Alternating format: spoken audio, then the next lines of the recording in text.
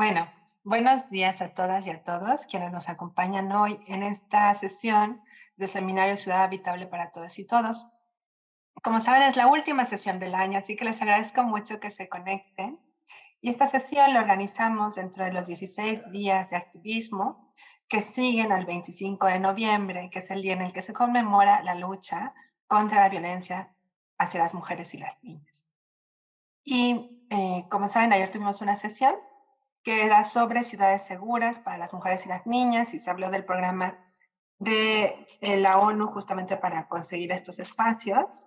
Y el día de hoy es una sesión que aborda otro tema, a lo mejor no tan relacionado con el tema espacial, pero que sí está muy relacionado con nuestros espacios donde laboramos cotidianamente, sobre todo quienes estamos en la academia, que es el tema de los tendederos en espacios universitarios y por supuesto todo lo que está relacionado con eso, ¿no? Que ahorita para esta sesión tenemos unas súper ponentes que son, tienen mucho tiempo investigando esto y que además nos van a traer una investigación de algo muy actual, tanto en la UNAM como en la UAM y en muchos de los espacios que ahora están en Latinoamérica, ¿no? Como, con estos procesos. Entonces, yo ya no les voy a decir más del tema porque en realidad no conozco mucho sobre el tema, pero sí sé que es un tema que puede ser controversial, pero que también tiene una larga data de una forma de resistencia y lucha en el movimiento feminista, de un fenómeno que usualmente era invisibilizado, ¿no? Que es la violencia de género. Y entonces a través de los tendederos era como se lograba expresar. Y por eso les pido que escuchemos como con mucha atención, mucho respeto, recordando que este es un espacio seguro para todas, todos, todas, y que quien rompa las reglas de convivencia, que es interrumpir, ofender, impedir que se lleve a cabo la dinámica de la clase, bueno, de la sesión, pues será retirado o retirada del aula. Y bueno, esto ya es las normas, el tema, el aviso legal. Entonces ya le doy la entrada a nuestras ponentes, que me da muchísimo gusto que hayan aceptado dar en la conferencia del día de hoy. Hoy nos acompaña la doctora Edith Flores Pérez, quien es profesora titular de carrera a nivel C de tiempo completo en el Departamento de Educación y Comunicación de la División de Ciencias Sociales y Humanidades en la Unidad Xochimilco de la Universidad Autónoma Metropolitana. Ella es doctora en psicología con el campo de especialidad de psicología social por la Universidad Nacional Autónoma de México. Realizó una estancia postdoctoral en el programa Subjetividad y Sociedad de la Facultad de Estudios Superiores Iztacala de la UNAM y sus líneas de investigación son afectos, emociones y sensorialidades, cuerpo, género y sexualidad y violencias por razones de género. Bienvenida, Edith. Y también presento a la doctora Merarit Vieira, ese es mi apellido, no, de Merarit Vieira Alcázar. Es profesora asociada de carrera nivel D de tiempo completo en el Departamento de Política y Cultura de la División de Ciencias Sociales y Humanidades en la Unidad Xochimilco, justamente de la Universidad Autónoma Metropolitana. Estudia la licenciatura en Filosofía por la Universidad Autónoma de Baja California, Tijuana, y es maestra en estudios socioculturales con especialidad en género por la Universidad Autónoma de Baja California y el COLEF Tijuana Mexicana. Tiene un doctorado en Ciencias Sociales con la línea Mujer y Relaciones de Género de la Unidad Xochimilco de la Universidad Autónoma Metropolitana y postdoctorado en la Escuela Nacional de Antropología e Historia, la ENA, en el posgrado de Antropología Social. La línea de investigación fue Jóvenes, Sociedad Contemporánea. Pues muchísimas gracias por estar aquí, me da mucho gusto. Sin más, les dejo las palabras y a todas y a todos, gracias por acompañarnos. Adelante, por favor. Bueno, muchas gracias. Primero que nada, muy buenos días a todas, a todos por estar aquí con nosotras. Quiero hacer un agradecimiento muy especial a Mariana Sánchez, la coordinadora de este seminario, que recién me estaba contando y dando un poco más de contexto del trabajo que hacen acá. Y entonces, pues me dio todavía más alegría de estar aquí con ustedes compartiendo pues estos hallazgos que están en proceso, en realidad una pequeña precisión. Este trabajo en particular, esta alianza que hacemos Merarit y yo, tiene poco tiempo, ahorita van a saber por qué, pero en el tema, pues sí, ambas hemos trabajado en torno a las formas de atención, de prevención y de comprensión de lo que son y de cómo nos afectan y digamos, cómo la sociedad es afectada por las diversas violencias por razones de género, ¿no? Y particularmente el tema del tendedero, de los tendederos en la Universidad Autónoma Metropolitana, Unidad Xochimilco, donde ambas somos profesoras e integrantes del núcleo docente de la maestría en estudios de la mujer y del doctorado en estudios feministas, ¿no?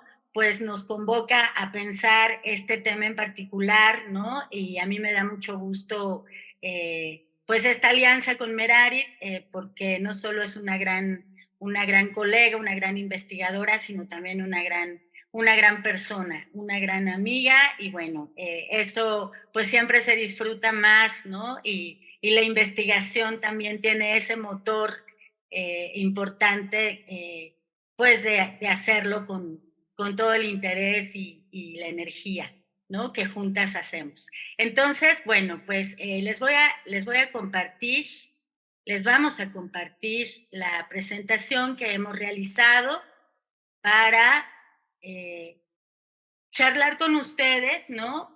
Sobre estos avances o reflexiones que están en proceso, ¿no? Y que hemos titulado Rabia, Indignación y Esperanza, un mapa afectivo de los tendederos de denuncia en la universidad. Entonces, para comenzar, le voy a dar la palabra a Merari para que nos dé un contexto pues muy importante para poder entender la lógica y el sentido de la puesta en escena de los tendederos como una expresión de protesta, pero también la lógica y el sentido de por qué nos acercamos a este tema, ¿no? En un contexto de un paro muy importante, de un paro de labores que protesta, ¿no? Cuya razón es la protesta contra la violencia de género en la UAM, ¿no? No solamente en Xochimilco, sino en las 5 unidades. Entonces, bueno, le voy a dar la palabra a Merari para que nos dé este contexto. Gracias. Muchas gracias, Edith. Bueno, también me sumo obviamente al agradecimiento a Mariana, por la invitación. Para nosotras es como muy importante poder compartir esta investigación, porque además, como Edith lo dice, es una investigación en proceso que ahora se encuentra en un plano pues más exploratorio, pero que además nos une, ¿no? Une fuerzas que tanto Edith y yo pues hemos desarrollado en nuestros propios procesos de investigación. Por un lado, pues Edith como toda una experta, ¿no? En los estudios relacionados con las emociones, las afectividades, y a mí, pues con todo el interés que siempre he tenido en torno a los movimientos feministas y sobre todo a los protagonismos de mujeres jóvenes en estos movimientos feministas. En ese sentido, pues las dos hicimos este clic de tenemos que entrarle a este tema de los tendederos en la universidad, pero no sin antes hacernos consciente justamente del contexto general que enmarca la problemática y que está vinculada con las violencias, ¿no? La violencia por razones de género, no solo que se vive en la universidad, sino que pues se posiciona como una de las principales problemáticas en nuestro país y que está íntimamente vinculada también con una agenda de lucha del movimiento feminista de pues de México, ¿no? Y de América Latina en algún sentido. Desde ahí es que partimos, ¿no? De la problemática de la violencia por razones de género. Es un problema social que evidentemente no deja exenta las formas de convivencia dentro de la universidad, pero que tampoco invisibiliza ni tampoco obvia la problemática general que existe en México, donde por lo menos hasta el año 2022, pues teníamos un reporte de 11 mujeres al día como víctimas de feminicidio o desapariciones, ¿no? Y pues muchas veces estos casos han sido todavía sin resolver. Esto nos da, ¿no? Una pauta para entender la gravedad del problema de la violencia y sobre todo la normalización estructural que ha habido en este país a nivel latinoamericano y sobre todo también en todos los espacios en los que participamos las mujeres y las disidencias sexogenéricas, ¿no? De de esa normalización, ¿no? Y una invisibilización constante de la existencia de casos de violencia o de violencia, incluso el poder identificarlo. Cabe la pena mencionar, pues, que generalmente se habla de violencia por razones de género y en algunas ocasiones también es nombrada como violencia contra las mujeres. Esto, la violencia por razones de género no necesariamente excluye a la violencia contra las mujeres ni tampoco es un sinónimo. Están asociadas estas dos formas de entender las violencias. Las violencias por razones de género incluye todas aquellas formas, ¿no? Eh, que pueden ser vinculadas como violencia física, psicológica, emocional, ¿no? Que están ahí vinculadas, violencia económica, que pueden darse por las diferenciaciones y las jerarquías que implica el sistema sexo-género, ¿no? Y generalmente es impulsada por un sistema totalmente patriarcal. La violencia contra las mujeres es la visibilización específica que existe para poder hablar de las violencias que hay contra las mujeres en este sistema patriarcal, donde las mujeres históricamente hemos sido subordinadas a los símbolos y a los cuerpos masculinos. En ese sentido, nosotras hablamos de violencias por razones de género, donde también incluimos las violencias que están vinculadas contra las disidencias sexogenéricas y contra las personas que no cumplen con la norma heterosexual, con la norma de lo que el género significa socialmente y culturalmente. Hablamos, pues, de la serie de normalizaciones en torno a formas y prácticas de violencia por razones de género, pero también a la creación de mecanismos de prevención, erradicación y atención a la violencia que se han generado a partir de esta problemática dentro de la universidad. Esto es muy importante, porque entonces pareciera que hemos dado muchos pasos, ¿no? Y que hemos avanzado muchísimo porque ahora existen estos mecanismos como los protocolos de atención de violencia o como espacios destinados para atender la violencia dentro de la universidad, pero que al mismo tiempo, ¿no? Se han manifestado a partir de múltiples activismos feministas dentro de la universidad, protagonizados sobre todo por estudiantes, por alumnas, la ineficacia y la poca consistencia feminista y de género en el análisis y atención de dichas violencias, incluso por estos mismos mecanismos existentes dentro de las instituciones. Podemos pasar a la segunda diapositiva. Esto nos lleva pues al contexto específico de lo que ahora les venimos a presentar, que es justamente el paro estudiantil feminista de la UAM que ocurrió en este año, en el 2023, que además fue un año que nos movió completamente tanto a toda la comunidad universitaria, que tampoco es que los paros estudiantiles hayan sido nuevos, sino que la particularidad y que nosotras hemos identificado como además histórica dentro de la UAM Xochimilco, que además estamos en el marco de los 50 años de la UAM, ¿no? Es que este es un movimiento protagonizado por mujeres, jóvenes, feministas y por estudiantes. Es impulsado, pues, desde la comunidad que habita la universidad. En marzo del año pasado, estamos ya casi ¿no? a punto, en unos meses para cumplir un año, y pareciera que todo ha sucedido tan rápido, ¿no? Pero en marzo del año pasado estalla el en la UAM Xochimilco, justamente el 10 de marzo, pero ya desde unos días antes se venía cocinando a partir de un caso de violencia, de abuso sexual ocurrido en una unidad que no había sido la Xochimilco, la unidad de Coajimalpa, y justamente lo interesante de este paro es que es a partir de la solidaridad, de la sororidad, como lo nombran las colectivas feministas, de la falta no solo de ineficacia, sino también de una demanda que se da en los términos y los mecanismos institucionales dentro de la UAM Coajimalpa de una alumna que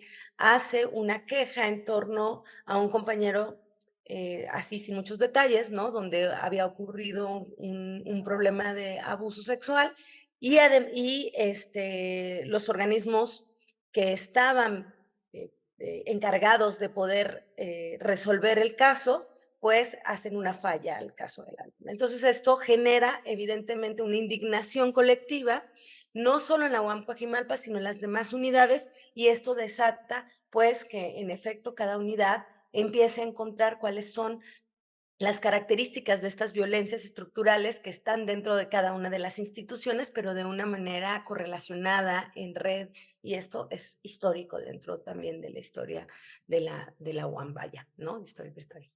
Entonces, el 10 de marzo, pues, estalla el paro en la UAM Xochimilco. Este paro, pues, permite visibilizar de alguna manera la simulación de los mecanismos de cada una de las instituciones existentes, donde las principales demandas de todas las alumnas era, pues, que se atendieran los casos de violencia y que se erradicaran los casos de violencia desde una perspectiva feminista. Esto es muy importante, porque hay una enunciación muy clara en esta generación de chavas de una posición política feminista. Y esto es en todos los niveles. El 13 de marzo en Xochimilco se presenta un pliego petitorio, que además fue un pliego petitorio que vamos a recordar siempre porque con una serie de demandas larguísimas de 21 puntos, ¿no? En Xochimilco tuvimos la característica de ser quien nombró más puntos en el pliego petitorio, pero que además este pliego petitorio generó un proceso nosotras lo identificamos en el transcurso del paro como un proceso pedagógico por parte de las colectivas que estaban protagonizando, muy fuerte en torno a cómo poder solucionar el propio pliego. Y esto es muy interesante porque del 6 al 28 de abril hubo 8 mesas de acuerdos, no si podemos todavía regresar, hubo 8 mesas de acuerdos y negociaciones en las cuales se discutieron estos 21 puntos, pero en las cuales además el impulso de las estudiantes, de las alumnas, que en algún momento, si bien se abrió a toda la comunidad para que quisiera acuerpar a la comunidad de estudiantes y donde también se incluyeron disidencias, hombres, ¿no? Fue un paro incluyente, pues nunca dejó de nombrarse feminista. Hubo un proceso constante de pedagogía entre ellos, que además pues generó alianzas también con algunas de las profesoras que apoyamos de alguna manera el proceso del paro y también intentábamos generar estrategias para la resolución de las problemáticas planteadas en el pliego. Fueron 8 mesas de negociaciones, de las cuales en todo este proceso hasta el 11 de mayo se hace la entrega de las instalaciones. El 16 de mayo regresamos a clases con una serie de acuerdos que incluso implicaban pues la creación de diferentes ahí se me fue la palabra, Edith, si me recuerdas que tú y yo somos parte de varias de estas, de diferentes comisiones para dar seguimiento Edith, por ejemplo, es parte de la comisión de tendederos, y ahora sí pasamos a la siguiente. Em, de diferentes acuerdos, ¿no? Para resolver el problema. Dentro de todos estos acuerdos, el punto 18 del pliego petitorio estaba vinculado a los tendederos y denuncias. No sé, Edith, si tú quieras comentar algo hasta aquí y ahora comento un poco más especificidad del punto 18, pero me gustaría que nos vayamos vinculando. Lo dejamos en lo del punto 18 en la anterior, por favor. Gracias, sí, es que justo le traté de reactivar y se me movió la Ok. presentación. Sí, justo solo señalar que el resultado son de esas mesas de diálogos y transformaciones. El resultado son 81 acuerdos a partir de 27 puntos que plantearon como demandas, ¿no? En el pliego petitorio la UAM X Asamblea Estudiantil y las colectivas feministas que hicieron el paro en Xochimilco. Cada unidad, cabe señalar, tuvo su propio pliego petitorio y sus propios procesos de negociación con las autoridades institucionales. Solo, complementar con lo que decía Merari, que se dice fácil estas mesas de acuerdos y transformaciones, pero fueron días de verdad, arduo trabajo, no solamente que implicó el sentarse, ambas estuvimos acompañando esos procesos, ¿no? Pero se dice muy rápido, pero fueron muchas horas de trabajo en las mesas de negociación que por supuesto implicó organización, revisión de documentos institucionales, reglamentos, etcétera, por parte de ambas instancias, ¿no? Tanto de las autoridades de la universidad como de las colectivas en paro. Entonces, solo señalar eso, ¿no? Este trabajo tan importante que representó un esfuerzo pues de ambas partes para poder dar pues atención, ¿no? Y con sensibilidad y respeto ante todas las demandas que plantearon cada uno de las unidades. Eso, Meran. Listo. Sí, yo creo que esto es muy importante mencionarlo porque además, sí, si quieres ya pasamos a la siguiente, porque además, pues las tensiones que también se generaron dentro de estas mesas, ¿no? Pues despertaron diferentes formas también de conciencia. Yo creo que en este proceso hubo también una concientización muy fuerte por parte de la institución, porque las colectivas feministas, las chavas, en este caso la Asamblea Estudiantil de la UAM Xochimilco, la verdad es que tuvo un papel fundamental, insisto, para nosotras fue muy interesante el proceso pedagógico colectivo que ellas generaron y los diálogos, porque además se abrían a la posibilidad de decir, a ver, nosotras no entendemos de esto, ¿quiénes nos pueden como asesorar para poder resolver un pliego petitorio que ellas mismas habían construido, ¿no? Y esto fue muy fuerte, porque el primer pliego petitorio el pliego petitorio, la primera vez que se presenta, la institución da una respuesta donde en realidad no era una respuesta, ¿no? O sea, no había una Inmediata, casi inmediata. sí, no había una intención real de cumplir con las demandas. Es como, pues esto ya lo tenemos y las chavas dicen, no, a ver, ¿no? Esto lo vamos a rechazar y bueno, tuvimos un paro de 2 meses, ¿no? En ese sentido. Vale la pena decir que a nosotras nos interesó mucho lo del el tendedero, los tendederos, que fue el punto 18 de este pliego, donde ellas exigen que se respeten los tendederos y a las compañeras que decidan poner sus denuncias en esto, se los estoy leyendo de manera literal, que no se les criminalice y que se sancione quienes retiren denuncias o al tendedero completo, ¿no? De alguna manera esto fue un debate muy interesante dentro de la mesa porque las chicas lograron encontrar una salida en una contraposición de derechos que se puso en tensión dentro del propio debate, ¿no? Por un lado, se hablaba del debate vinculado con el derecho al respeto a la identidad, ¿no? A tener como a la ética y al cuidado con las identidades de aquellas personas señaladas en el en los tendederos. Y por otro lado, las chavas encontraron una salida donde además hubo, la verdad, un apoyo muy interesante porque ellas invitaron como para observar el proceso a los derechos humanos y donde se valida la importancia del tendedero como un derecho a la protesta social dentro de la propia universidad. A partir de eso, el acuerdo de este punto fue vinculado con lo siguiente. La unidad iba a ser un exhorto, estos fueron los compromisos que se hicieron, un exhorto a la comunidad a respetar los tendederos como expresión a los activismos feministas en el marco del derecho de la protesta social.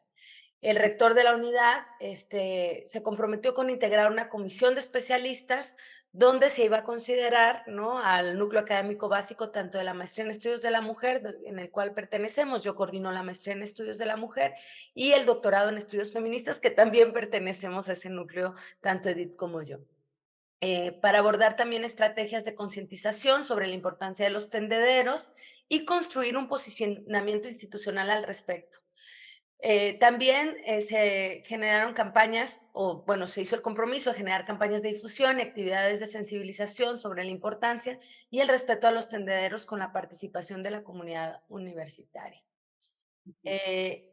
Esto, además, cabe señalar que esto se da en un marco donde había tendederos en las mesas, ¿no? Nosotras llegamos cuando se trataron estos temas y había, o sea, el camino para entrar estaba ya con un tendedero donde había denuncias que la misma asamblea estudiantil había recibido en el proceso del paro.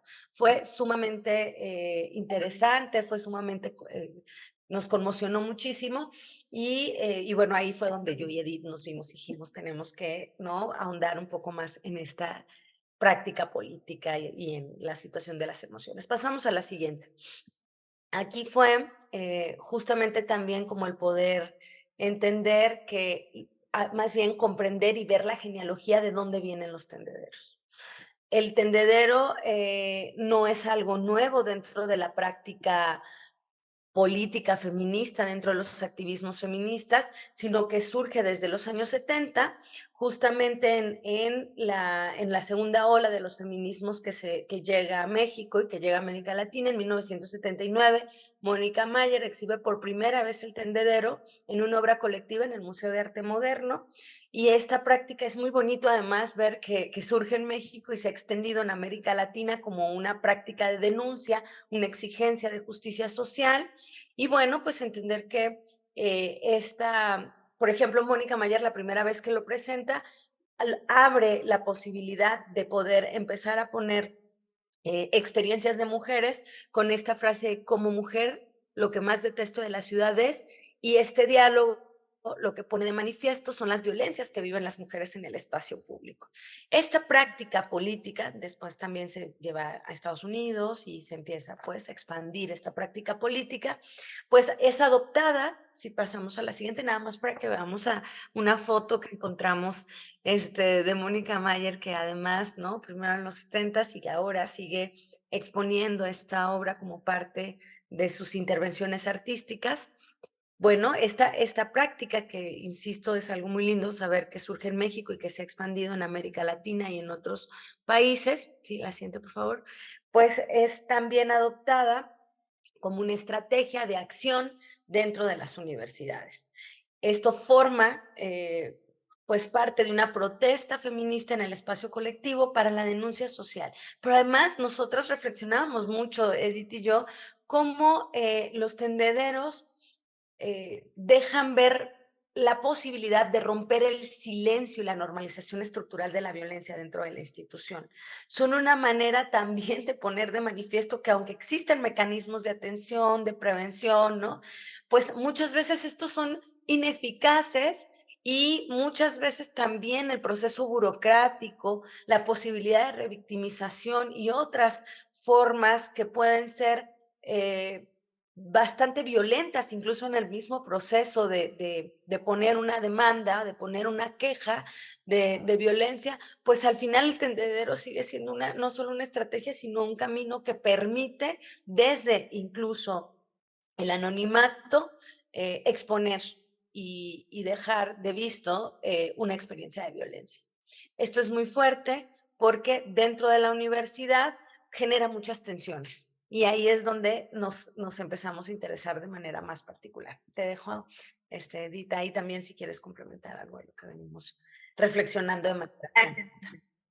Gracias, Merarit. Sí, justo, bueno, Merarit señala esta parte de que como resultado de los acuerdos entre las autoridades institucionales y la UAM X Asamblea Estudiantil, se generaron comisiones para atender y dar seguimiento a este pliego petitorio, a estos 81 acuerdos que se lograron como condición para poder pues reaperturar la universidad y regresar a las actividades académicas.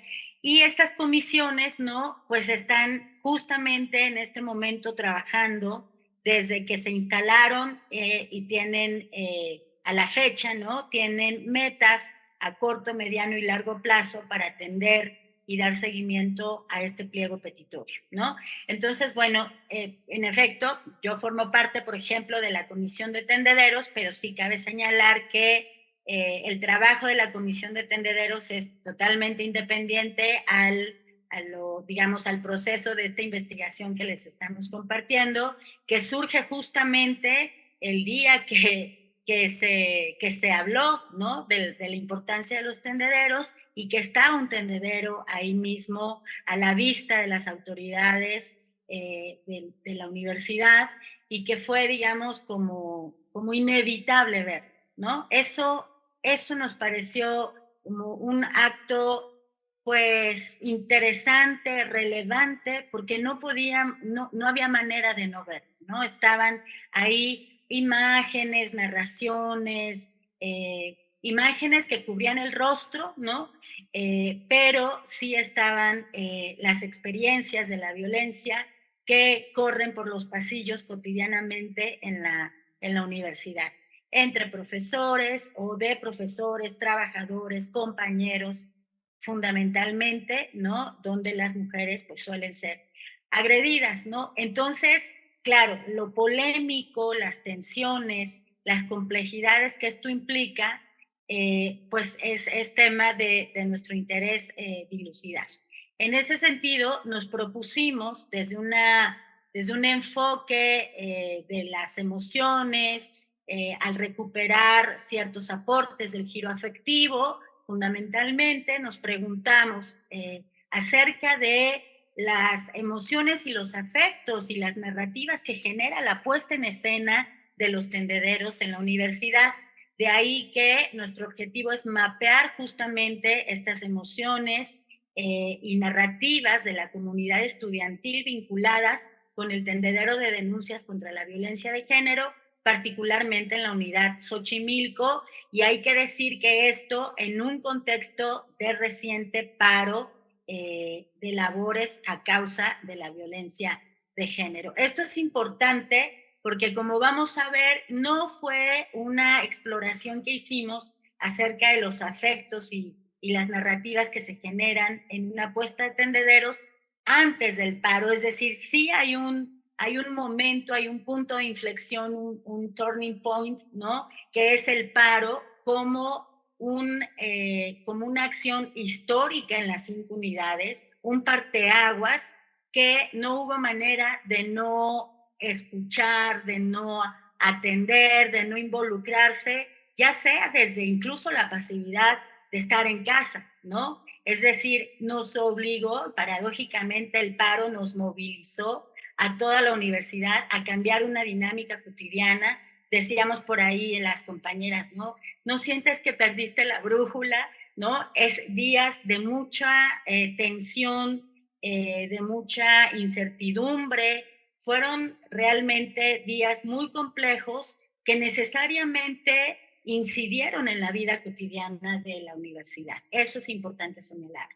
Bueno, algunas de las claves teóricas con las que nos acercamos a pensar este tema son las que les voy a compartir a continuación, ¿no? Partimos de los aportes del giro afectivo, particularmente la noción de mapa afectivo propuesta por Jonathan Flatley en el 2008.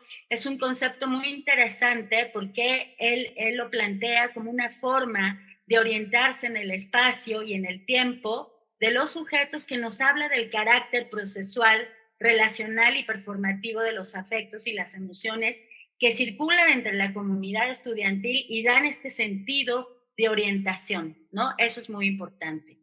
En este sentido, un mapa afectivo permite la creación de memoria a través de historias silenciadas que se hacen públicas. Ajá.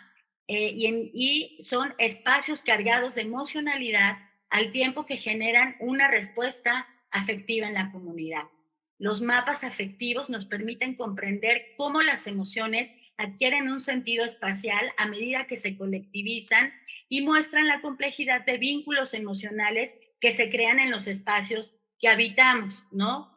Partiendo de esas ideas, ¿no? Para analizar estas emociones y narrativas generadas por los tendederos en la comunidad estudiantil, reconocemos en los afectos y las emociones una categoría de análisis desde una comprensión de su carácter desestabilizador, contingente, performativo y omnipresentes en la vida cotidiana, ¿no?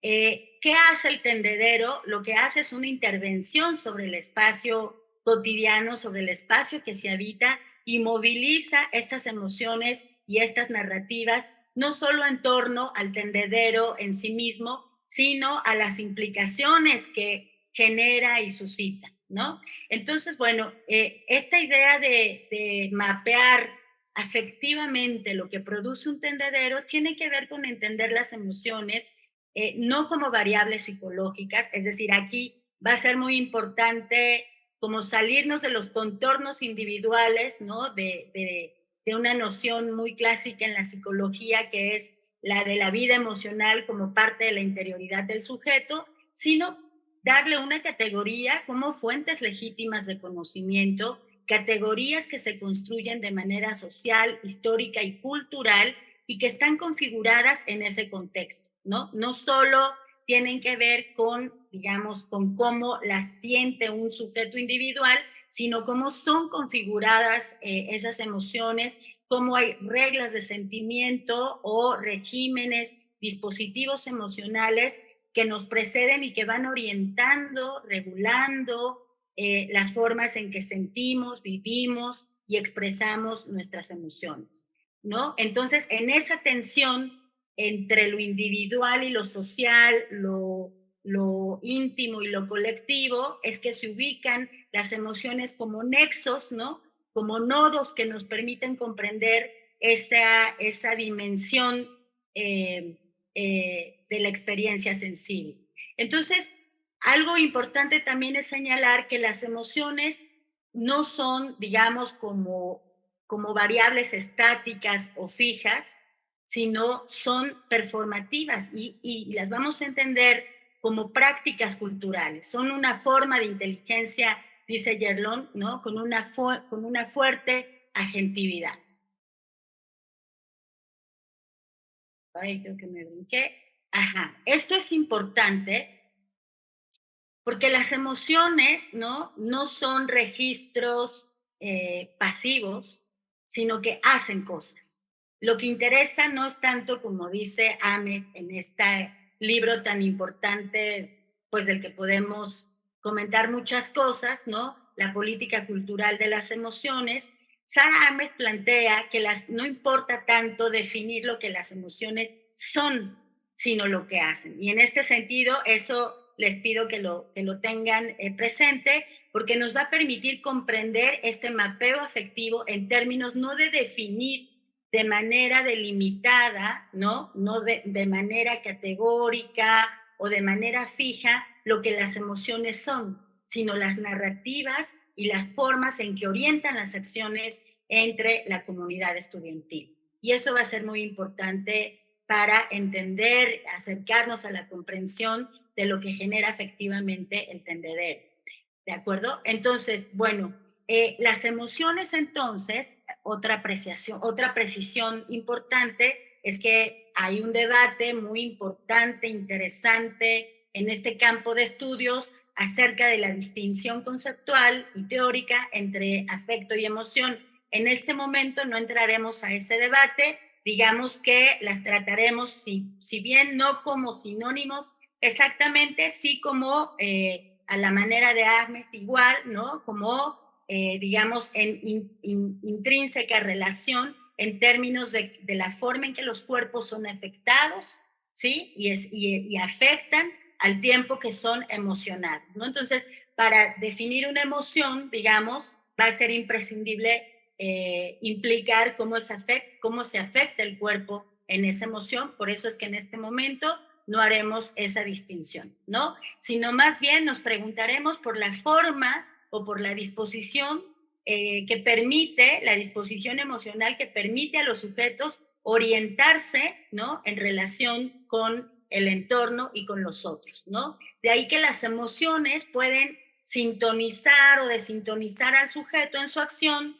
activa o pasiva con este entorno. No sé si a lo mejor es muy abstracto, pero ahorita que entremos al mapeo afectivo vamos a tratar de que quede más claro. Y quizás señalar también otro punto importante que tiene que ver con que, digamos, en los estudios sobre este campo que trata de dilucidar, digamos, la experiencia emocional de los sujetos, suele haber también como una distinción entre los afectos positivos y negativos, o buenos o malos, o los que incitan a la acción y los que la deprimen, digamos, ¿no?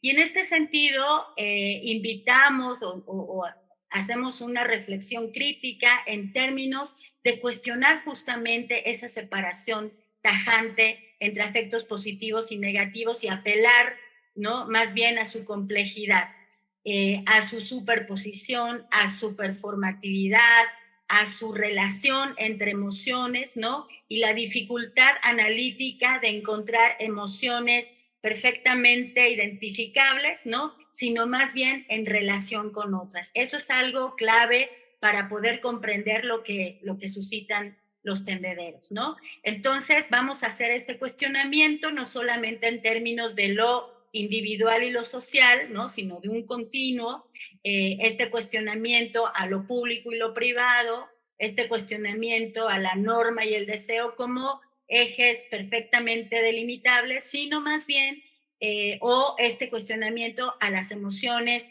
que producen agencia del sujeto y a las que producen desempoderamiento. No nos serviría, digamos, partir de este esquema dicotómico para comprender procesos, ¿no? Procesos emocionales que están sucediendo, que están circulando, que se performan de manera distinta y que construyen las formas en que se habita la universidad, ¿no? Paso a la siguiente. El mapeo afectivo de los tendederos, ¿no? Entonces, ¿cómo entendemos el tendedero como un objeto de estudio afectivo, por decirlo de alguna manera, ¿no? Entonces, aquí lo importante es como pensar que son más que la representación física del territorio, ¿no? Es decir, no solamente es una representación, sino que nos hablan de cómo las personas, en este caso la comunidad estudiantil, experimentan y navegan emocionalmente en estos espacios cotidianos. Es decir, digamos, sintetizan o de alguna manera constituyen núcleos densos de significado, ¿no? Acerca de las experiencias que se comparten, de las experiencias emocionales que se generan en torno al tendedero y que éstas tienen una dimensión colectiva, ¿no? Y política también, porque en efecto hacen cosas, movilizan y orientan la capacidad de los sujetos para hacer o no hacer, ¿no? Para provocar, para hablar o para callar, silenciar, para unirse o distanciarse, etcétera, etcétera. Entonces, los tendederos, déjenme mover esto, no representan un paisaje emocional estático, sino que producen ese sentido de orientación y acción como una forma de relacionarse con el entorno, ¿no? Los mapas afectivos así del tendedero permiten estudiar un territorio de prácticas y afectos en su producción y en su recepción. Es decir, no solamente hablamos de quienes participan en el tendedero, ¿no? Colocando una experiencia de violencia, sino también de su recepción, del intercambio que se tiene con el tendedero como un objeto que moviliza el espacio cotidiano, ¿no? De esta manera, reflexionar sobre la relación emocional de los actores en la comunidad universitaria, ¿no? Nos permite acercarnos a estas formas cotidianas, pues, de colectividad, de ser comunidad o de no ser, ¿no? Y en este sentido ayudan a entender esa agencia de los sujetos a partir de esta dimensión política señalada. Bueno, Meral, ¿quieres compartir la metodología? Sí, claro que sí. Bueno, partiendo de estos ejes teóricos y también de esta comprensión articulada entre lo que son el mapeo afectivo, ¿no? En función de las emociones y las narrativas y lo que significa el tendedero en términos colectivos y en términos de la comunidad estudiantil, evidentemente a nosotras nos interesó hacer un análisis desde las epistemologías feministas, ¿no? Donde se privilegia pues la problematización del género, la relación y las normas y jerarquías que se producen en contextos de violencia. Y para ello, pues planteamos como técnicas de investigación, una serie de entrevistas estructuradas. Esto es muy importante decirlo porque se aplicó estas entrevistas mediante esto que es el Google Form, que aquí se nos movió un poquito la imagen, ¿no? 3 meses después de haberse levantado el paro. El paro se levanta en mayo, nosotros estábamos aplicando estas entrevistas en agosto, septiembre. Estamos presentando y vamos a hablar desde un primer abordaje exploratorio de 60 estudiantes de licenciatura y de posgrado de diversas carreras de la UAM Xochimilco. Paramos, ¿no? Cerramos un poco justo como para poder hacer este primer análisis y poder empezar como a reflexionar y ver estos vínculos en la construcción del mapeo, hacer una primera sistematización, es decir, esta aproximación, pues, exploratoria, pues, nos lanza la necesidad de comenzar a hacer algunas entrevistas grupales que ahora están justamente en proceso. Ahora solo les mostramos lo que las narrativas nos lanzaron a partir de las entrevistas estructuradas llevadas a cabo a estos 60 estudiantes. No tenemos la intención de generar una representatividad estadística, ¿no? Para nosotros lo importante es tener pues una investigación más de corte cualitativo, ¿no? Más de proceso reflexivo y de interpretación. Y en ese sentido, pues, que esta muestra es una muestra aleatoria y exploratoria principalmente. Sí, Así siguiente. es. Entonces, digamos, en este análisis en proceso, ¿no? Del mapeo afectivo y, digamos, y las narraciones que produce, que hace circular, que genera una puesta de tendederos, ¿no? Que, cómo moviliza estas emociones y estos afectos entre la comunidad estudiantil, lo que encontramos justamente es un mapeo que da cuenta de las complejas relaciones entre estas emociones y estas narrativas en disputa, ¿no? Las cuales son heterogéneas, incluso a veces contradictorias, desestabilizadoras, contingentes y performativas. Entonces, de manera muy general, ¿no? Este mapeo que encontramos tiene que ver con afectos relacionados con el miedo, con la esperanza, con la indignación, con la rabia y la indiferencia, como afectos que se relacionan entre sí, como decía, digamos, en las claves teóricas, donde interesa más que definir, ¿no? ¿Qué es el miedo en este caso o la esperanza? Si es que se puede definir de alguna manera, ¿no? Acercarnos a ella a través de las narrativas que produce estas formas de ser afectado y afectar al mismo tiempo, ¿no? Entre la comunidad estudiantil. Entonces, vamos a describir de alguna manera, ay, esto me tapa la visión, no sé cómo moverlo, ahí está abajo, ya. De alguna manera, digamos, la primer, ya me saltó, aquí está el mapeo, ¿no? Y encontramos, vamos a empezar, ¿no? Por ejemplo, con la rabia, ¿no? Entonces, digamos, identificamos emociones que tienen que ver con un campo emocional, un campo de experiencia emocional que identificamos como rabia en términos de el enojo, la ira, el malestar, que se asocia con la indignación, ¿no? Y que produce narrativas referentes a la violencia, a la corrupción en la universidad, que señala agresores de manera específica como profesores, trabajadores, formas distintas de abuso, no solamente la sexual, ¿no? Eso es interesante también, ¿no?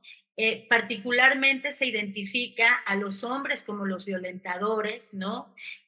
Claramente señalan relaciones de poder, ¿no? Como parte de estas formas de sentirse agredidas, eh, y digamos hay una dimensión también como de orden moral que tiene que ver con el respeto, ¿no? Es muy interesante cómo se configuran estas narrativas emocionales, por decirlo de alguna manera, en torno a experiencias emocionales que tienen que ver con, insisto, un malestar que pone en alerta y advierte a la comunidad, ¿no? Entonces la exposición de denuncias contra hombres, como decía, el tendedero en ese sentido es como entendido como la exposición del acoso y la agresión, la exposición de injusticias, ¿no?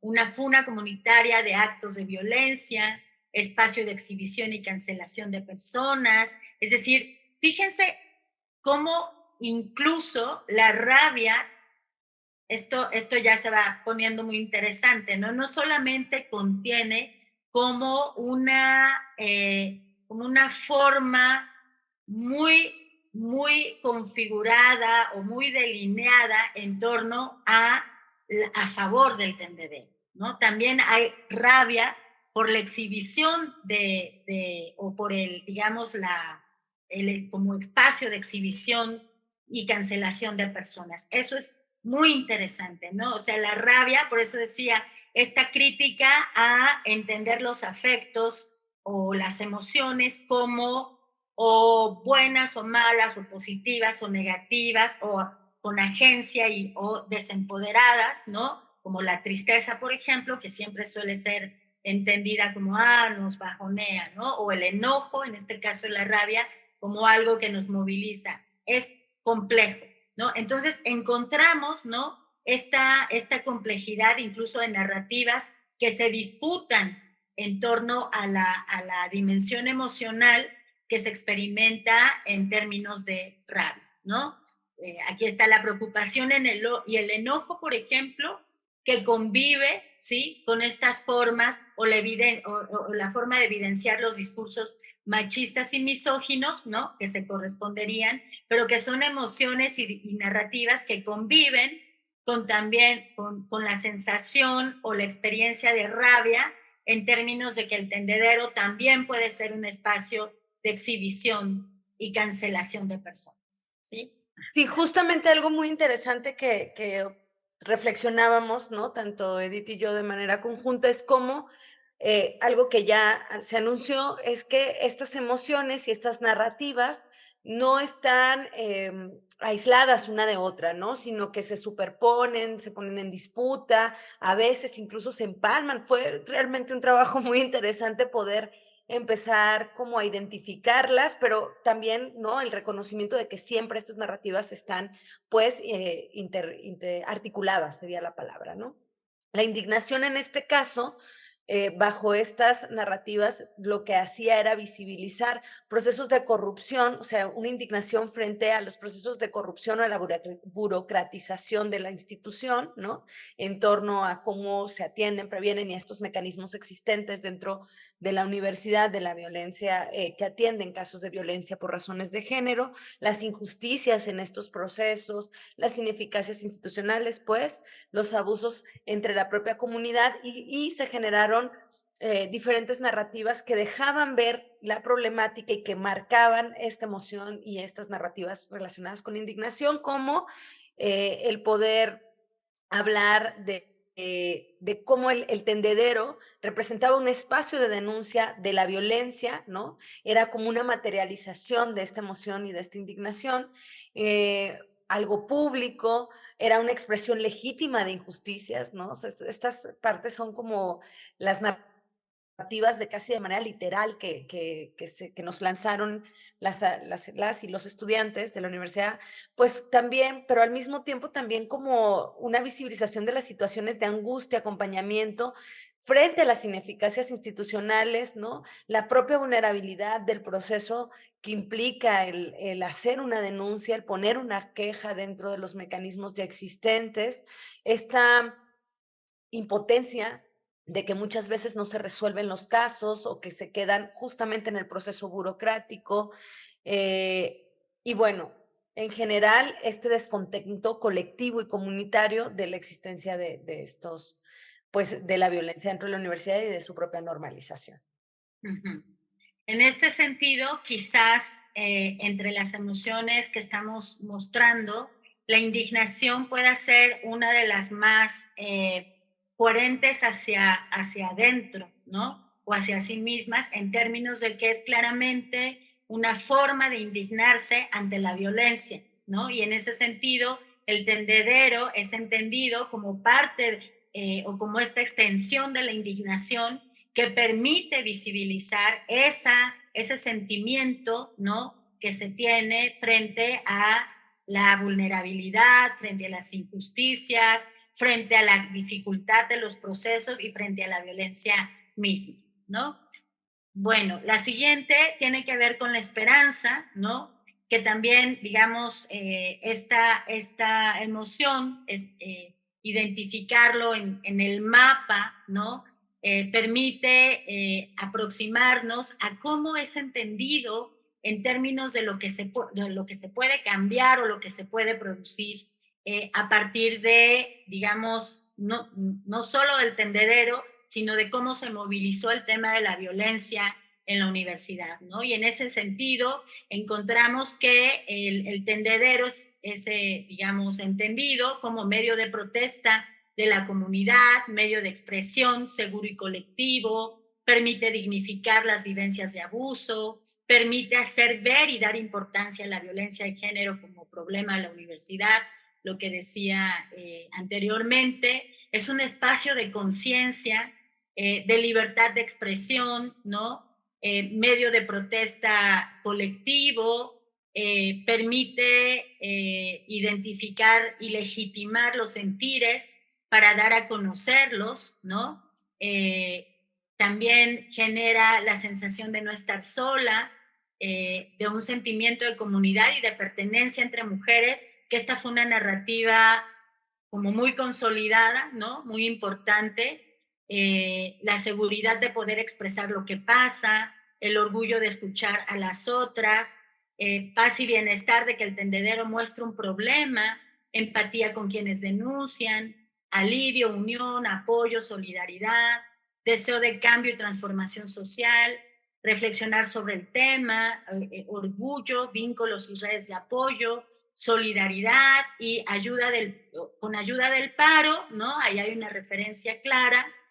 Hubo soluciones a ciertos casos, pero otros quedaron sin resolverse, ¿no? También, es decir, cómo muestra también la complejidad de, digamos, como no de romantizar la esperanza en términos de, ay, qué bonito que permite expresarnos, sino el reconocimiento de la dificultad y la complejidad que implica, ¿no?, hacer visible y pública la violencia en el espacio universitario.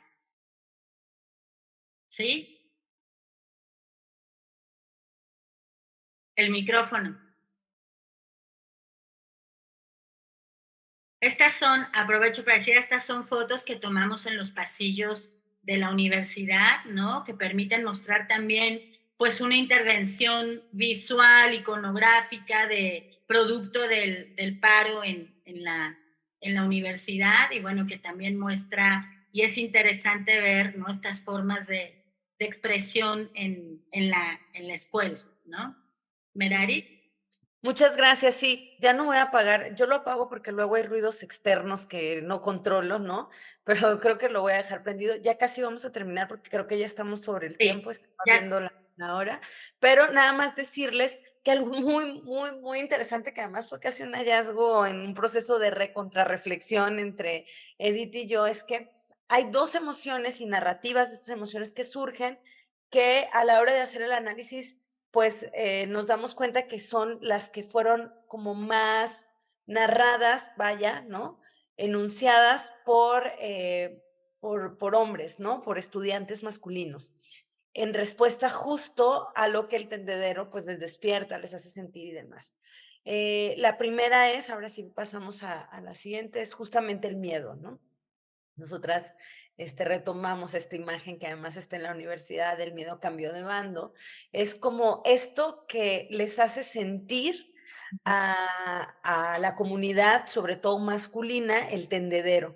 Y justamente las narrativas del miedo aparecen, pues obviamente por un proceso de intranquilidad, ¿no? También como una reflexión muy fuerte sobre si se tiene o no conciencia de que están ejerciendo violencia, ¿no? Y esto es muy fuerte porque esto visibiliza la propia normalización de las violencias, no solo dentro de la universidad, sino en la sociedad en general, ¿no? Entonces, la intranquilidad o el sentirse vulnerables frente a la exhibición pública que implica el tendedero, les causa angustia, una preocupación pues constante por ser exhibidos, cancelados, funados, hablan incluso de una respuesta a la posibilidad de que haya manipulación, de que haya represalias innecesarias a partir de esta exhibición.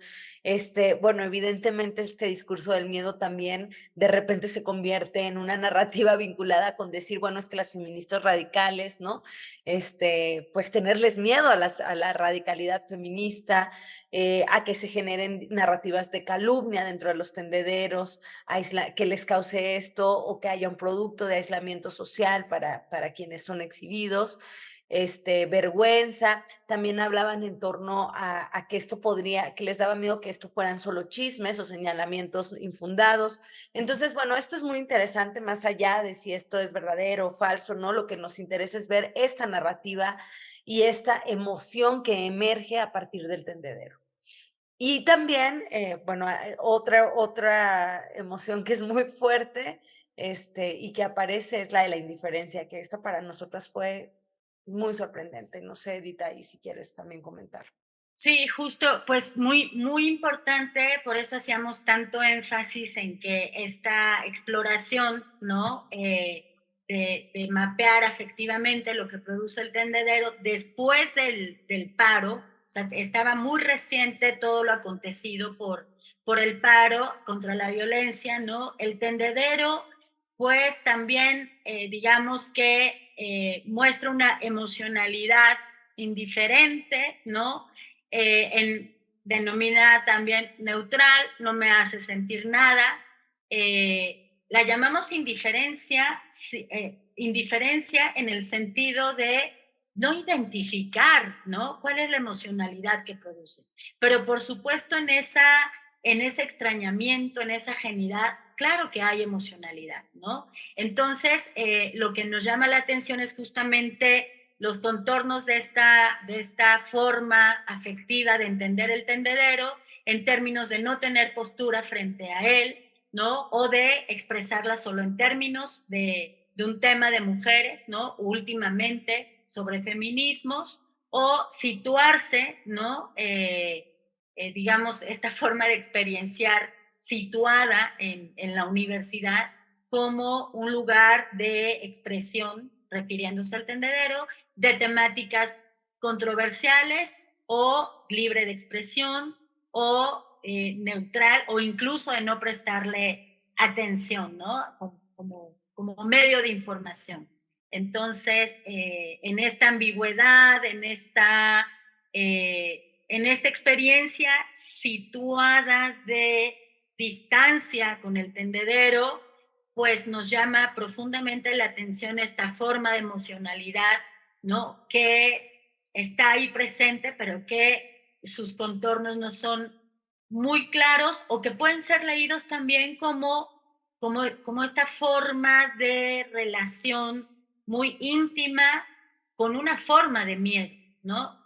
De negar de alguna manera pues lo que está aconteciendo en la universidad y en general, no solamente en la universidad, en un contexto del país donde la protesta por la violencia de género tiene como una clara, digamos, manifestación más enfática, más colectiva, más potente. Entonces, digamos, o sea, tenemos que ir al contexto para poder entender esta expresión emocional, ¿no?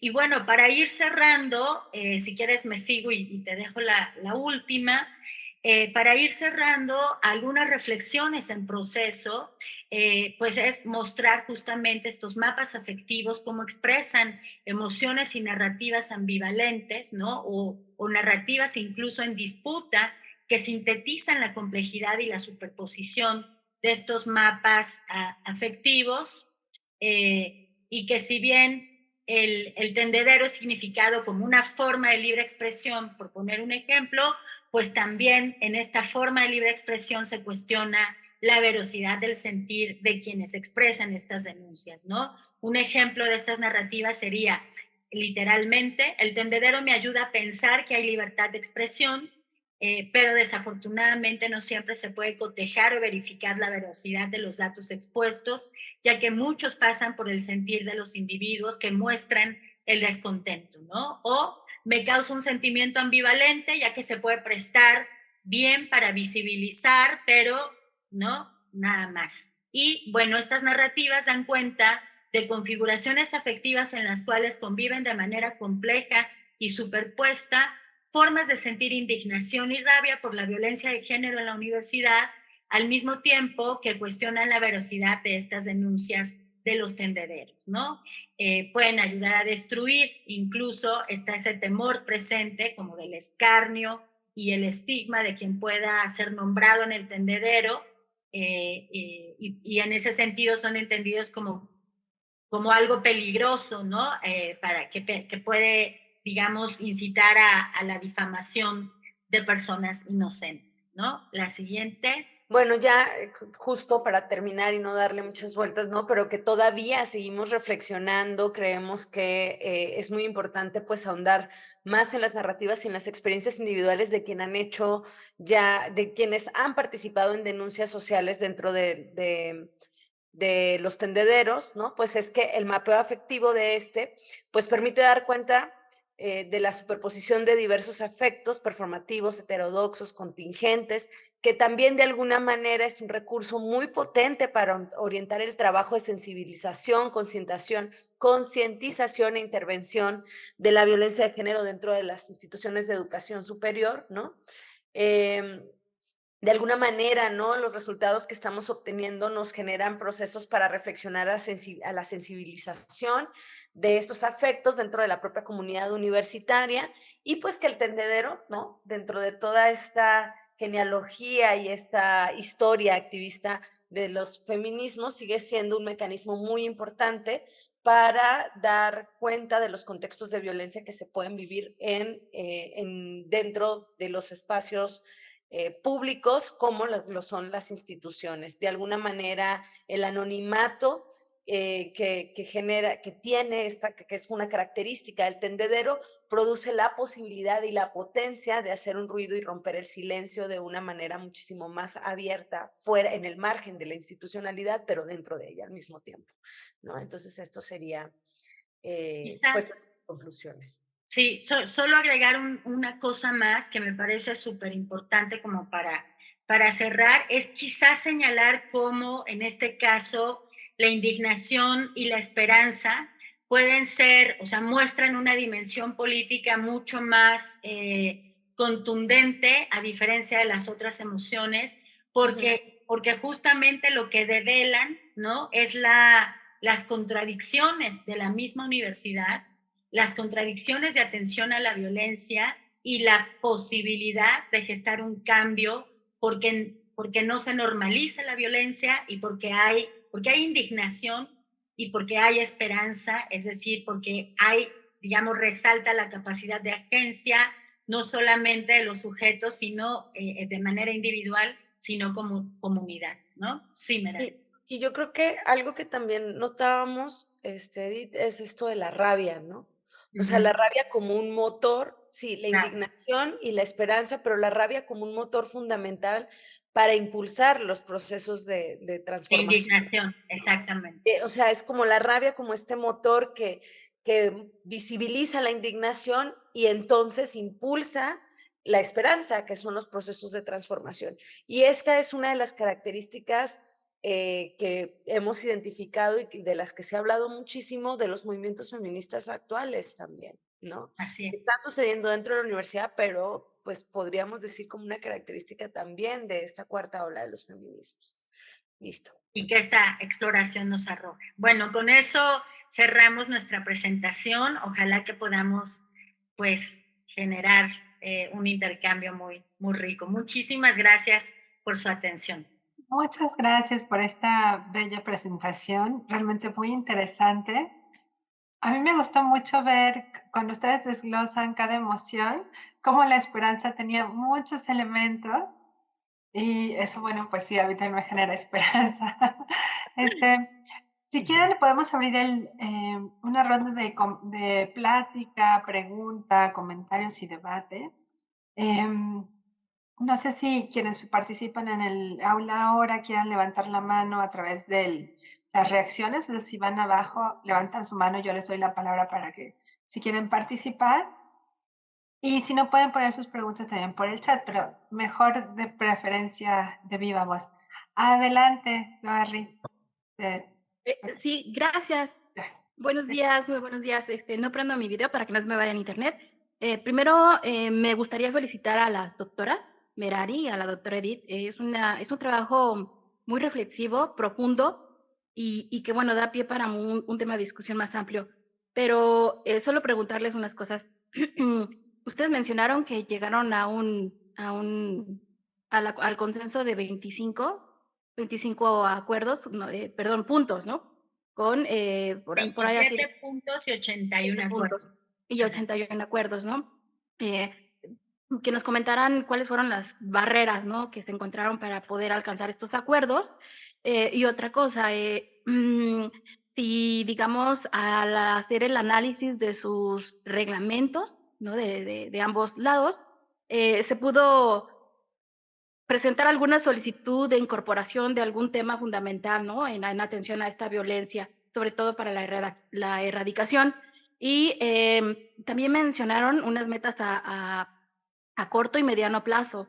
No sé si pudieran compartirnos algunas. Y finalmente, si este tendedero, sé que hubo un trabajo de concientización, ¿no? De invitación incluso para que se pudiera hacer las respectivas denuncias, pero si implementaron quizá digamos, por seguridad, ¿no? Para cuidar el proceso, alguna cadena de custodia, alguien pudo vigilar, de manera que se pudiera, ¿cómo se llama? Se pudiera cuidar, ¿no? Respaldar este tendedero.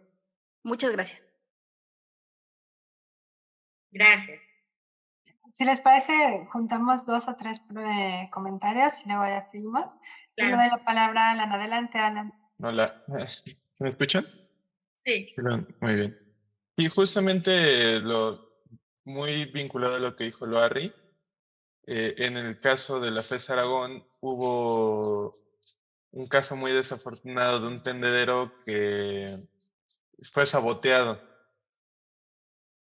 Precisamente como que pusieron varias denuncias que no eran denuncias y eso lo ocuparon unos profesores para actuar en contra de unas alumnas, que una de estas alumnas terminó haciendo el servicio social acá. Entonces, como que institucionalmente la misma universidad actuó en contra del tendedero de manera organizada y lo ocuparon como un proceso de difamación en contra de los profesores y salieron dañadas varias compañeras y compañeros, incluso expulsados. Entonces, como algún proceso, y bueno, los profesores ahí siguen. Entonces, ¿cómo podría ser como este proceso que dice Larry de custodiar y también de cuidar a las personas en contra de esta violencia institucional, de como esas reacciones que puede llegar a tener la institución? Gracias, Alan. Adelante, Teresa. Hola, buen día. Pues muchas gracias por esta gran aportación. Y pues aquí en Guam, Azcapotzalco, hicimos un estudio sobre la ciclovía metropolitana y entrevistamos a mujeres que andaban, estudiantes o profesoras, que más bien eran estudiantes, son estudiantes las que más utilizan la bicicleta, y preguntábamos sobre cómo se sentían en andar en las calles en bicicleta. Y pues ellas decían que sí eran acosadas, pero para evitar el acosamiento subían el volumen a sus audífonos o no los tomaban en cuenta o aceleraban un poquito. Y esto pues nosotros ya lo vemos como una normalidad. Ellas mismas lo ven.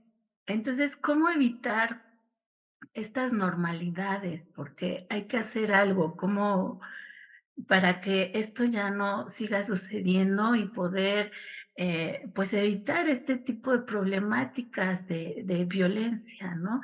Y pues, muchas gracias. A mí me da una herramienta para continuar con este proceso de estudio. Gracias. Muchas gracias, Teresa. ¿Les parece que contesten o respondan a esto y luego seguimos tomando comentarios y platicando? Muchas gracias. Adelante, entonces. ¿Quieres comenzar, Megarit, o comienzo? Tú dime. ¿Yo? Bueno, ahí son preguntas y comentarios muy complejos. Muchas gracias por sus comentarios y su atenta escucha. Pues me voy en orden a ver qué logro, ¿no? Como anotar, apuntar.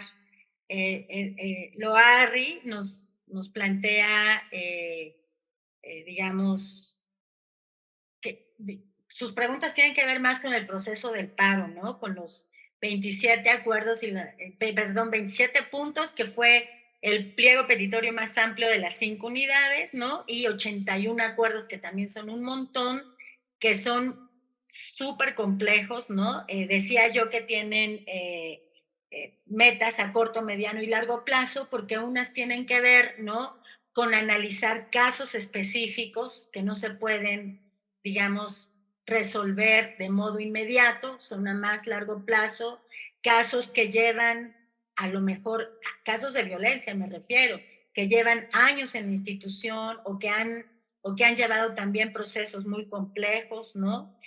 A eso nos referimos un poco con la temporalidad de los acuerdos, de otros que se pueden hacer más de inmediato, como por ejemplo el pronunciamiento de la rectoría de la unidad a favor de respetar los tendederos, ese fue un acuerdo, ¿no?, de respetar los tendederos como una forma de expresión legítima de experiencias de violencia, ¿no? Entonces, esa, por ejemplo, ya se emitió, fue una meta, un acuerdo a corto plazo y ya se realizó, y otros que implican esto que tú planteabas, ¿no? De revisar los reglamentos, por supuesto es necesario, ¿no? Por supuesto es necesario ir a la estructura institucional, porque ahí a veces se encuentran como muchos obstáculos de orden más legislativo, no sé cómo decirlo, ayúdame Merari, en términos de que no se pueden cambiar cosas, ¿no? No tan De fácilmente. manera tan fácil, ¿no? Entonces implican procesos, pues, de comisiones, de revisión, de reglamentos, pero a mí me parece que son complejos, son largos, pero ya se están dando, o por lo menos ya están en la mesa, ya se han visibilizado la necesidad de revisar cómo están estructuradas nuestras instituciones, y mientras no cambiemos la estructura, pues así pongamos todos los días un tendedero, no va a pasar nada, ¿no? O sea, sí es fundamental como esta parte de la estructura y las normas al tiempo de la sensibilización en lo cotidiano, ¿no? Creo que ahí tenemos dos polos súper importantes, la norma, el reglamento, pero también lo que pasa en lo cotidiano, y eso tiene que ver más con un trabajo de concientización, de sensibilización, ¿no? Para no normalizar, ¿no? Conecto con lo que planteaban Alan y Teresa, ¿no? Para no normalizar la violencia que ha estado y que todavía continúa en muchos sentidos normalizada, ¿no? Eh, el tendedero, por supuesto, pues suele ser saboteado porque genera ruido, porque genera movilización, porque habla de la indignación, como veíamos, porque habla de temas que denuncian y develan, pues, la dificultad de la institución para, ¿no?, para atender de manera eficaz y eficiente los casos de violencia, ¿no? Entonces, por supuesto, yo creo que hace falta, o digamos, la forma en que se entiende como expresión de difamación o de posibilidad de difamación, nos habla mucho de todo el trabajo que todavía falta por hacer, ¿no? De la necesidad, o sea, sentir que el tendedero es una amenaza, pues nos habla justamente, ¿no?, de esas emocionalidades que expresan, pues como formas de, digamos, de no legitimar la voz de las mujeres, ¿no?, de quienes viven violencia en primera instancia, de mantener silenciada esta problemática, y por otro lado también de cómo que el trabajo de la violencia no es un trabajo ni es un tema de las mujeres, ¿no? Y suele ser entendido como por ahí. Entonces, bueno, no sé, dejaría como estas ideas así sobre las compañeras que andan en la bici, pues por supuesto, ¿no? Ustedes que trabajan sobre todo con el espacio y las formas de control sobre el espacio, ¿no? Las chicas que se apropian de la ciudad con la bicicleta, pues a mí me parece como una forma de movilidad estupenda en muchos sentidos, pero como, claro, el acoso pues se genera como una forma de control de esos cuerpos que no están en su sitio, ¿no? Sino que están mostrando otra forma de vivir, de habitar y de hacer ciudad, ¿no? Entonces, claro, la violencia pues siempre emerge como una forma también de control, de subordinación, de opresión, etcétera, ¿no? Merarita, a lo mejor si quieres. Muy cortito, porque creo que ya tú lo pones bien sobre la mesa. Solo decir que evidentemente llegar a 81 acuerdos, no, lo mencionábamos, se dice fácil, pero fue un trabajo de mucho tiempo. Hubo momentos que hubo muchas tensiones, se tuvieron que incluso cancelar, decir como en este momento no vamos a continuar con la mesa, ¿no? Porque necesitamos estudiar más cómo poder resolverlo, porque claro, hay normatividades, legislaciones que además se asocian a normatividades más amplias fuera de la institución educativa y que se justifican y que se siguen manteniendo porque, bueno, este problema no es solo de la universidad, ¿no? Entonces, fue pues mucho trabajo, implicó mucho trabajo el poder llegar a esos acuerdos. Las principales barreras pues era justamente que había que tener mucho trabajo de conocimiento para poder, o sea, hay que conocer las normatividades para poder generar propuestas de transformación, ¿no? Entonces, insisto, este elemento de la pedagogía colectiva, una pedagogía feminista, completamente el poder ver con ese lente y aguja analítica, eso fue un logro y lo voy a decir pues de la asamblea estudiantil, de las chicas, ¿no? Y eso fue también una enseñanza para nosotras como profesoras, también una enseñanza y al mismo tiempo nos sentíamos súper orgullosas, ¿no? De ver cómo que estaba sucediendo eso en la universidad, ¿no? Estábamos sumamente contentas. Por supuesto, también había veces que decíamos, no, ¿por qué hacen eso? ¿No? O sea, pues todas esas tensiones que se generan dentro de todo el proceso y cuando está sucediendo. Por otro lado, en efecto, ¿no? Es muy común, no es de a gratis, pues, que uno de los puntos del pliego petitorio haya sido el respeto a los tendederos, ¿no? Porque, pues, los tendederos representan dentro de la propia normalización y dentro de los procesos institucionales de hablar de violencia, pues una amenaza de alguna forma. Entonces, es muy común estos que los saboteen, que los quiten, que los cancelen dentro de las instituciones, que además se justifique que hay esta cancelación porque les mencionábamos, ¿no? El debate en contraposición de los derechos. Por un lado dicen es que ustedes también están rompiendo el derecho a esto del respeto, el derecho al respeto a la identidad, a la confidencialidad es la palabra, ¿no? De las identidades, es una denuncia pública moral, bla, bla, bla. Entonces, ahí hay un debate ya que la institución defiende para que no existan para que no existan estas manifestaciones y estas prácticas de activismo. Pero por otro lado, ¿no? Que insisto, en el caso de la UAM, Xochimilco, en el caso de este proceso del cual nosotras estamos hablando, lo interesante fue cómo ellas logran, ¿no? Cómo la asamblea logra decir, nosotras también tenemos derecho a la protesta, ¿no? Y entonces cómo se logra salvar y reivindicar el tendedero en el margen de la institucionalidad.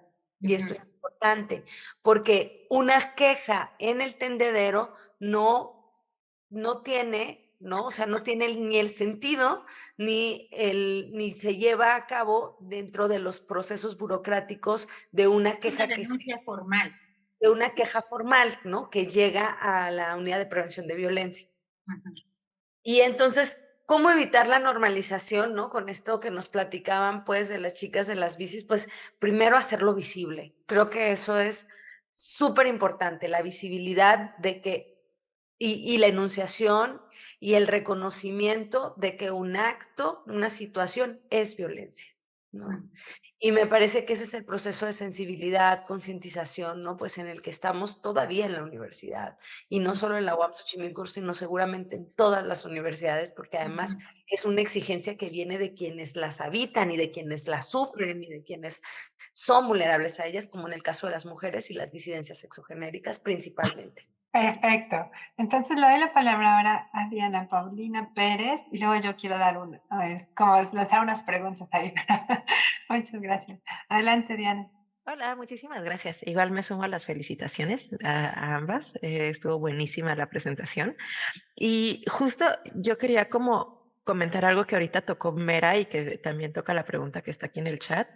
Y como en su experiencia, este seguimiento a estas denuncias sociales, ¿no? ¿Cómo ha sido, no? Porque, por ejemplo, acá en la UNAM, una de las exigencias que sí tenemos es el seguimiento a la denuncia social, aunque no sea una denuncia formal, ¿no? Entonces, es como de este grado de responsabilidad que tiene la institución de que ahí está el caso, ya se sabe, y pues, ¿qué vas a hacer, no? Entonces, o sea, si hay un cuestionamiento de te lo estoy mostrando y ahora, pues, ¿qué va a suceder? Entonces, o sea, sí se ha dialogado fuertemente con las colectivas para poder decirles justo de la institucionalidad de los procesos, ¿no? Pero no hay, hemos como empezado a mapear qué posibilidades hay para poder empezar a dar seguimiento, pero no sabía en su experiencia si también esto está sucediendo y qué resoluciones les han dado, ¿no? O sea, en esta parte de unir la formalidad de la institución con la informalidad de las denuncias sociales, ¿no? Gracias. Gracias. Bueno, yo quiero preguntarles un tema que ahí a mí me cuesta trabajo porque realmente yo nunca había reflexionado desde las emociones. O sea, por supuesto que las siento, veo que la gente las vive muy fuertes en estos temas de violencia de género.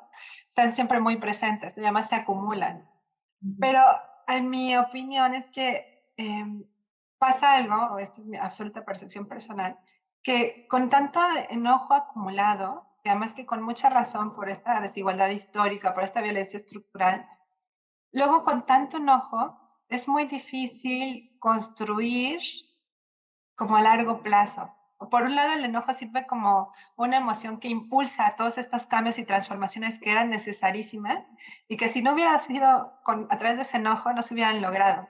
Y que hay, al menos en la UNAM, varias instituciones en las que todavía falta transformar, ¿no? En general, o sea, el cambio falta mucho, pero también cómo lograr que ese enojo al final no destruya lo que ya han logrado. Por ejemplo, ¿cómo no evitar que se borre el trabajo que ya hay? O sea, reconocer los avances, aunque sean poquitos. ¿Cómo lograr que a través del enojo, por ejemplo, ese tendedero que en un momento tiene una cuestión muy clara de visibilizar la violencia, de denunciar a estas personas que simplemente antes se normalizaban, no se protegían o lo que suceda, pero luego ese enojo desemboca en casos que yo he escuchado de tendederos, en que, por ejemplo, pueden denunciar a las profesoras que estaban intentando impulsar la clase de género en la disciplina. O, por ejemplo, pero es como este seguimiento del enojo, y es el mismo enojo para actividades o que uno desde fuera diría, bueno, pues no corresponde el mismo enojo a alguien que viola, a alguien que a lo mejor no coincide contigo en un punto de vista sobre el feminismo, ¿no? Entonces, ¿cómo estudiarlo desde su perspectiva? Y no sé si alguien más quiera participar. Sí.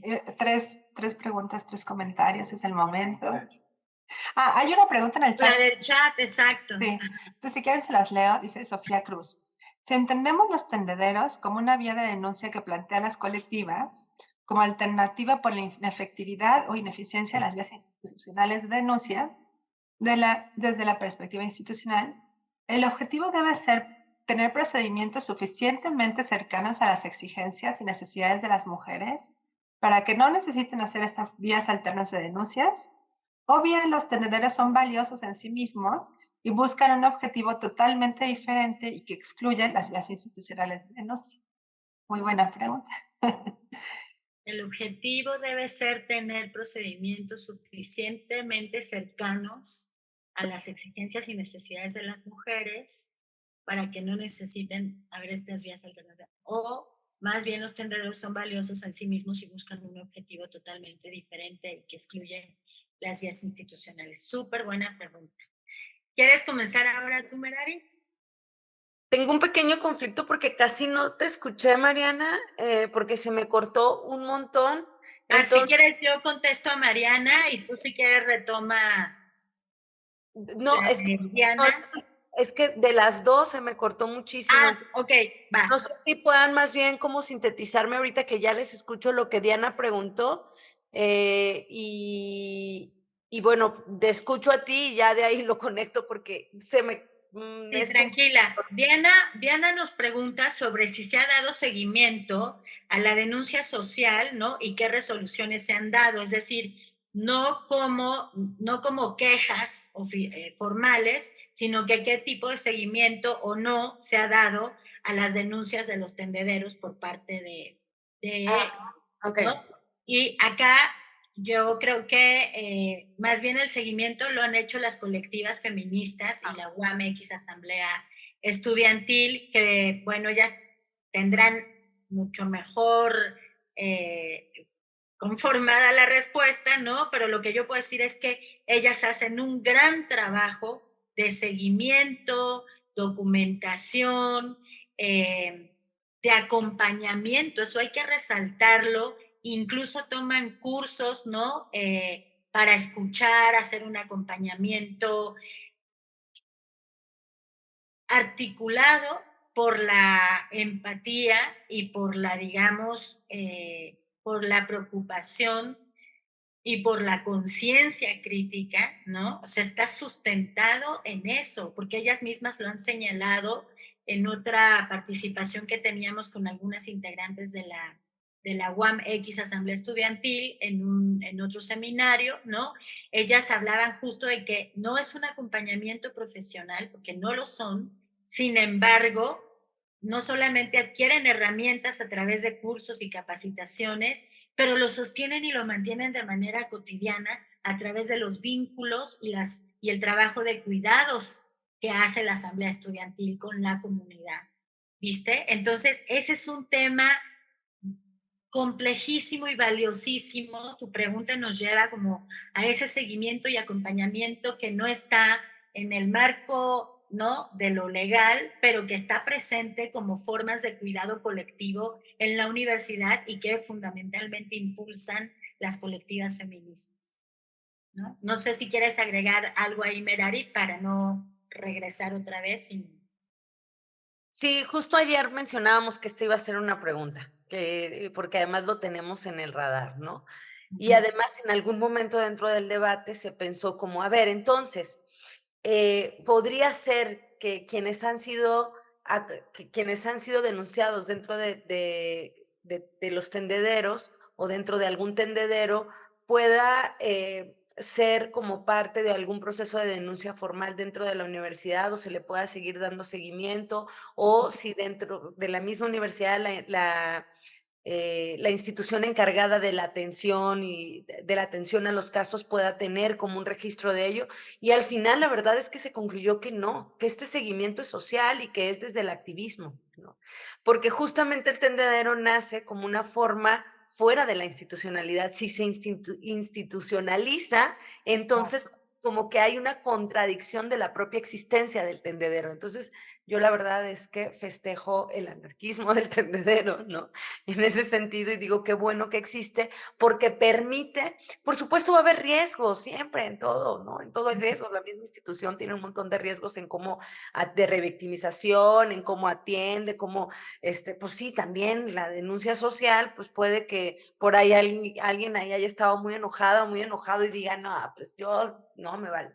Lo que está chido de este proceso es que justamente no tiene reglas como tal, ¿no? Es una cuestión de ética, de conciencia colectiva, ¿no? Y se apuesta a ello. Para eso es de la experiencia, de evidenciar, de visibilizar en el margen de la institucionalidad. Y entonces, claro, el seguimiento que se da o el acuerdo que se hace es primero, pues, generar una conciencia colectiva de que esa es protesta social y pues que si estás ahí, pues nada, apechugas y dices, o sea, asumes lo que se tenga que asumir. No hay un proceso institucional de sanción. Para eso, si tú, porque muchas veces quien denuncia lo único que quiere es exponer, ¿no? Y dice, con que haya un reconocimiento social de que esta persona está haciendo esto, y pues ya, ¿no? El efecto se tira ahí a lo que suceda, ¿no?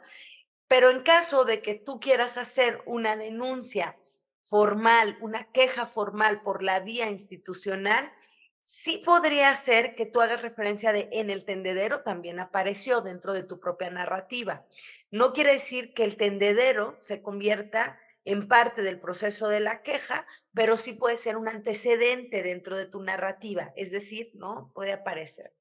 Eso sería lo que opino de este seguimiento, y me parece sensacional que quienes tienen este seguimiento son las propias colectivas y el propio activismo, ¿no? Que es desde el activismo donde se van generando. Por ahí a nosotros nos ha interesado como decir, yo vi un tendedero y ir a ver la reacción, observar la reacción, tomarle una foto, o sea, eso es como lo interesante, pues, de esta expresión activista, ¿verdad, Artemio? Bueno. Activista, colectiva y política, justo en ese sentido que ya mencionaba Merari, ¿no? De que si se institucionaliza un poco como yendo al tema a la pregunta de Sofía, ¿no? Se institucionaliza, pues justamente pierde su carácter, ¿no? De expresión colectiva y en ese sentido anónima, pero política, de visibilización, ¿no? Y de intervención también del espacio. Eso me parece que es fundamental también subrayarlo, ¿no? Porque al colectivizarla, ¿no? Lo que produce es justamente lo que estamos tratando de analizar, esa cartografía afectiva, ese mapeo afectivo que se genera frente, ¿no? A lo que a lo mejor sabemos de oídas, pero no nos atrevemos a comentar o a ponerle voz, ¿no? Entonces, en ese sentido, ese campo que abre, pues claro que es complejo, no necesariamente es homogéneo, como lo acabamos de mostrar, ¿no? Y tampoco significa que sea coherente, ¿no? Sino, pues, por supuesto, al ser muestra lo diverso de la comunidad, ¿no? Y muestra también esos campos, pues, de contradicción, ¿no? De que al mismo tiempo que siento rabia e indignación, pues al mismo tiempo siento que se puede prestar a la difamación, ¿no? Muestra esos intersticios que abre para todos el tema de la violencia, ¿no? Y muestra la necesidad también de construir formas más críticas de lo que significa la violencia. Y no solamente la violencia, sino formas alternativas a la violencia, formas de relación alternativas, ¿no? Y bueno, y con respecto a lo que decías, Mariana, pues yo creo que acá la clave pues es como situar las emociones, ¿no? No generalizar el enojo, porque el enojo, la rabia, la indignación se relacionan de manera diversa y compleja con otras emociones, ¿no? Entonces es difícil como encontrar, ¿no? Una emoción que determine una experiencia, pues, compleja. Entonces, el enojo, claro, pues hay que ponerlo en una perspectiva situada, ¿no? En coordenadas espaciales y temporales específicas y desde una mirada crítica que nos lleve a pensar justo este carácter, pues, performativo y a la vez contingente, de lo afectivo, sobre todo cuando hablamos de emociones colectivas, ¿no? ¿No? Entonces, eso, ¿cómo estudiar? Pues, ¿no? A lo mejor son casos específicos que yo creo que por eso es interesante como explorarlo desde una mirada, insisto, situada, ¿no? Porque pues tiene que ver también, en este caso en Xochimilco, la experiencia con las autoridades ha sido de escucha y de acompañamiento, de atención, ¿no? Y eso ha ayudado un montón a, pues al mismo desarrollo hay que decirlo, ¿no? En otras unidades se hizo más compleja, entonces claro, si la autoridad misma manda a quitar los tendederos, pues está generando un mayor enojo, ¿no? Una barrera más evidente, y yo creo que hay que poner en relación, esa es otra clave como teórica, ¿no? No solo, o sea, el afecto y la emoción no surge en uno porque sí, siempre está en relación con otra situación, con normas, con el otro, ¿no? Entonces, en ese marco, yo creo que hay que poner en perspectiva el análisis de cualquier emoción, ¿no? Eso diría. Gracias.